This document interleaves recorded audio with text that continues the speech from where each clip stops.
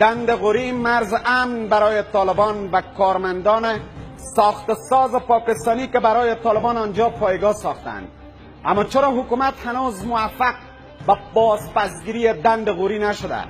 چه معامله در کار است و چه کسان در این معامله نقش اساسی دارند؟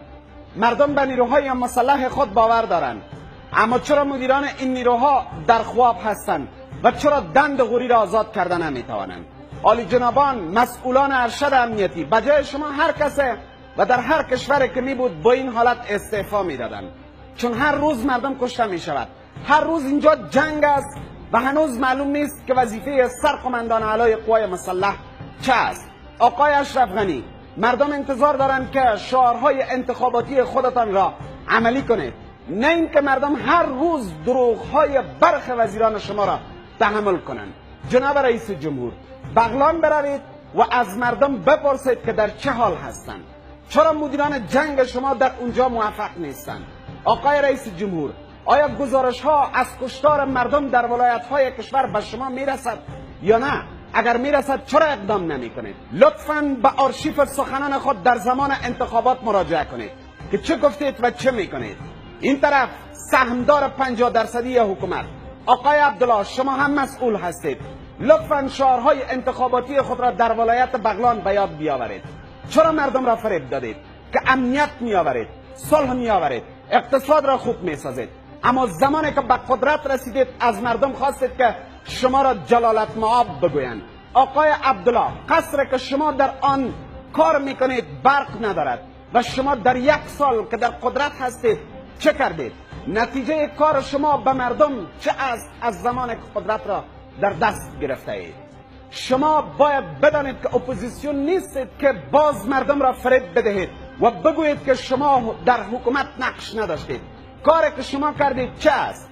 جز چند سفر تشریفاتی به کشورهای مانند هندوستان همراه با سکرترهای خود. اینجا به مردم میگویید که با تاجران به هند رفته اید تا در مورد روابط تجارتی هند و افغانستان صحبت کنید، اما شما کدام تاجر را با کدام مقام هندی معرفی کردید که نکردید؟ نتیجه سفرهای شما 0 است. بعدش نتیجه سفر شما به هندوستان چه بود؟ هیچ. لطفا اگر کار از دست شما ساخته نیست استعفا بدهید و بگذارید که دیگران کار خود را کنند. بیشتر از این حکومت را دو سره نسازید و حق ندارید که آرمان مردم را هم به مسخره بگیرید و غیر قانونی در چوکی ریاست اجرایه تکیه بزنید. مردم از شما و از رئیس جمهور نتیجه کارتان را میخواهند، مانند این که در مورد دندقوری آقای عبدالله چه وظیفه دارید؟ برای سال آینده چه برنامه دارید؟ برای بهتر شدن امنیت آقای عبدالله چه برنامه دارید؟ آیا وعده های را که برای مردم در زمان کمپاین های انتخاباتی داده بودید عملی می شود؟ اگر نمی شود در ریاست اجرایه را قفل کنید و بیشتر از این خاک را به چشم مردم نزنید.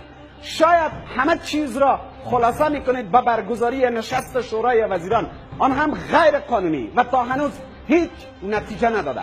و حالا برخی از هواداران شما هم به این نتیجه رسیده اند که شاید شما بزرگترین مانع بر سر عملی شدن برنامه های حکومت شده اید، چون هم انتخابات را به چالش کشاندید، هم برای آینده برنامه ندارید و هم در مورد هلمند، دندقوری، قندوز، ننگرهار و همه ولایات ناامن مهر بر لب دارید.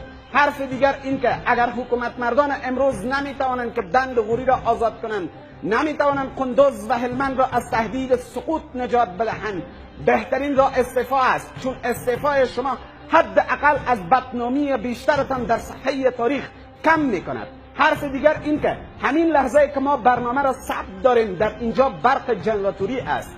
این از یک طرف ضربه کلان به سکتور خصوصی است و از طرف دیگر شرم برای کسان است که نمیتوانند با نیروی 350,000 نفری یک پایه برق را نصب کنند.